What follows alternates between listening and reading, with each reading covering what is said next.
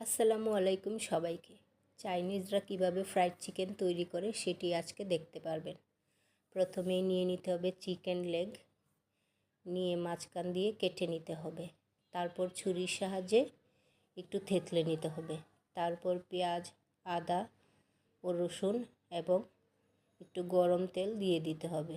Soya sauce, oyster sauce দিয়ে ভালোভাবে মেখে নিতে হবে। 20 মিনিটের জন্য ম্যারিনেট করে রেখে দিতে হবে। অন্যদিকে নিয়ে নিতে হবে বেসনের মধ্যে চিকেনটা উল্টে পাল্টে নিতে হবে। অন্যদিকে ডিম ফেটানোতে আবারও উল্টে পাল্টে নিতে হবে এবং আবারও বেসনের মধ্যে কোট করে নিতে হবে। তারপর বাড়তি বেসনটা ঝেড়ে ফেলে দিয়ে গরম তেলে ভেজে নিতে হবে। লাল লাল করে উঠিয়ে নিতে হবে। হয়ে গিয়েছে ফ্রাইড চিকেন, খুবই মজাদার, ইয়াম্মি।